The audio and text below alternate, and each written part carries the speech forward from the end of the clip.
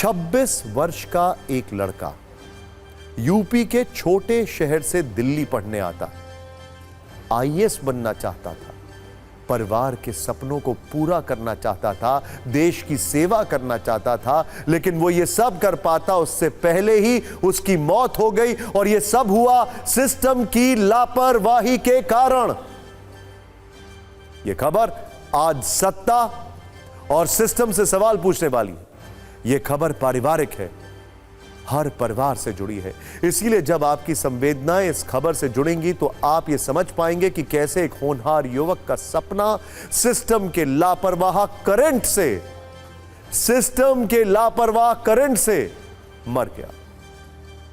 यह खबर दिल्ली के पटेल नगर की है, जहां कल बारिश के बाद इलाके में सड़क पर पानी जमा हो गया। पानी से बचने के लिए 26 साल के नीलेश राय ने एक लोहे के गेट का सहारा लिया। वो लोहे के गेट को पकड़कर सड़क पार करना चाहता था, लेकिन बिजली के एक नंगे तार से पानी में करंट फैला और पानी से वो करंट लोहे के गेट में फैल गया। जैसे ही नीलेश ने लोहे के गेट को छुआ, उसे करंट लगा और वहीं उसकी मौत हो गई। ये सब उस पटेल नगर में हुआ है, जहां से संसद की दूरी सिर्फ 7 किलोमीटर है और दिल्ली विधानसभा की दूरी सिर्फ 8 किलोमीटर। सोचिए, जिस जगह पर यह लापरवाही हुई थी वो सिस्टम बनाने वाली संस्थाओं से सिर्फ 7-8 किलोमीटर की दूरी पर है, लेकिन इसी सिस्टम की लापरवाही के कारण एक होनहार लड़का जो देश की सबसे प्रतिष्ठित यूपीएससी परीक्षा की पहली सीढ़ी यानी प्रीलिम्स की परीक्षा पास कर चुका था, उसकी मौत हो गई। नीलेश राय का परिवार यूपी के गाजीपुर का रहने वाला है। नीलेश के पिता गाजीपुर में ही वकील हैं, जबकि मां शिक्षिका है। नीलेश की 2 बहनें हैं। उसने बेंगलुरु से बीटेक किया था और पिछले 3 वर्षों से वो दिल्ली में नौकरी के साथ साथ सिविल सर्विसेज की तैयारी कर रहा था। वो अपने सपने को पूरा करने के करीब भी पहुंच चुका था, लेकिन सिस्टम की लापरवाही के कारण उसकी असमय मौत हो गई, जिसके बाद से उसके पूरे परिवार का रो रो कर हाल बेहाल है। एक बार इस परिवार का दर्द सुनिए, फिर आपको यह समझाएंगे कि कैसे सिस्टम की लापरवाही से नीलेश की मृत्यु हुई। राजधानी दिल्ली के रंजीत नगर थाना इलाके में एक यूपीएससी की तैयारी कर रहे छात्र की करंट लगने से मौत हो गई। दरअसल जानकारी के मुताबिक सोमवार दोपहर तकरीबन 2:45 बजे के आसपास दिल्ली पुलिस को जानकारी मिली थी कि पटेल नगर मेट्रो स्टेशन के पास एक शख्स लोहे के गेट से चिपका हुआ है, जिसमें करंट आया हुआ है। मामले की जानकारी मिलने के बाद पुलिस की टीम इस जगह पर पहुंची। देखा कि यहां पर इसी तरह से पानी भरा हुआ था और एक शख्स इस लोहे के गेट से चिपका हुआ था। पानी भरा हुआ था और उसने गेट का सहारा लिया और जैसे ही गेट को पकड़ा तो उसमें करंट आ रहा था, जिसकी चपेट में नीलेश आ गया, जिसके चलते वो चिपक गया और उसके बाद उसकी आवाज़ सुनकर आसपास के लोग यहाँ पर इकट्ठा हुए, लेकिन पानी भरा होने की वजह से कोई भी उसके पास नहीं जा पा रहा था। जब पानी यहाँ से हटा तो उसके बाद नीलेश की बॉडी को हटाया गया। मैंने देखा कि नीलेश जो हैं वो उस दरवाजे से चिपके हुए थे, इलेक्ट्रिक शॉक उनको लग रहा था उस समय तक। तो हमने ऊपर से देखा, हेल्प करने की कोशिश की। यहाँ से लोग कुछ स्टेयर्स लगा रहे थे, कुछ लकड़ी का कुछ ट्राई कर रहे थे, बट जैसे ही वो थोड़ा पानी में जाते उनको शॉक लगता। एक अच्छा ब्राइट स्टूडेंट था। हमारी यूपीएससी कम्युनिटी ने बहुत ब्राइट स्टूडेंट को खो दिया है। जो बिजली का सिस्टम है और तारों का जो जाल है वो ठीक नहीं है और उसी के चलते वो तार टूट गया था, उसमें करंट आ गया था, वो लचक के गेट पकड़ा, गेट में ही करंट था। यही हुआ कि जो चलते जान गई है वो कम से कम व्यवस्था सही हो जाए। अफसोस, इन सारी चीज़ों पर कौन ध्यान देगा? अब सिस्टम के अंदर एक दूसरे के ऊपर टोपियां ट्रांसफर होंगी। ये इसकी जिम्मेदारी है, ये इसके इलाके में आता है, इसके लिए ये डिपार्टमेंट जिम्मेदार है। सोचिए, एक लड़का जो मेधावी छात्र था वो सिर्फ इसलिए मर जाता है क्योंकि बारिश के बाद जल जमाव हुआ और बिजली के तारों का मेंटेनेंस ठीक से नहीं हुआ, जिससे करंट फैल गया।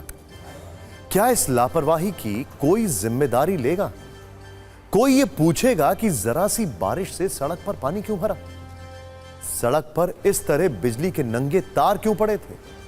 वैसे तो लापरवाही से किसी की भी असमय मौत होती है तो यह दुखद होता है, लेकिन सोचिए कि कोई भावी आईएएस है, कोई साइंटिस्ट बन सकता था, कोई इंजीनियर या डॉक्टर बन सकता था, कोई किसी और महत्वपूर्ण क्षेत्र में बड़ा काम करके देश का नाम रोशन कर सकता था।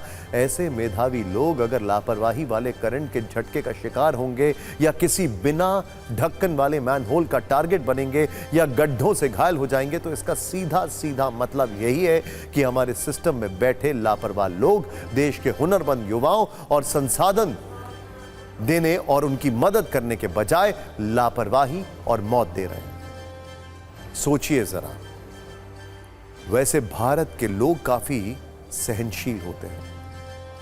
थोड़ी देर में वो इस घटना को भूल भी जाएंगे।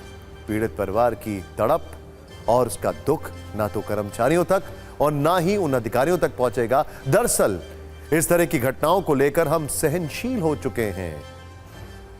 अंग्रेजी में एक बड़ा क्रूड वर्ड है, उसमें कहते हैं कि आप थिक स्किन्ड हो गए हैं, मोटी चमड़ी हो गई है। ऐसी घटनाओं से हमारे समाज को, अधिकारियों को, कर्मचारियों को या हमारे राजनीतिक सिस्टम को विशेष फर्क नहीं पड़ता है, खासकर तब जब उनका कोई अपना उस तरह की लापरवाही का शिकार ना हो जाए। सोचिए, तब तक कोई फर्क नहीं पड़ता। सोचिए किसी देश की राजधानी में ऐसी घटना हो जाए, यह पूरी व्यवस्था के लिए कितने शर्म की बात है। लेकिन भारत में व्यवस्था ने शर्माना जाने कब से छोड़ दिया। व्यवस्था के लिए ऐसी घटनाएं तब तक जांच का विषय होती हैं जब तक ऐसी दूसरी घटना ना घटे और उसकी जांच के आदेश ना दिए जाएं।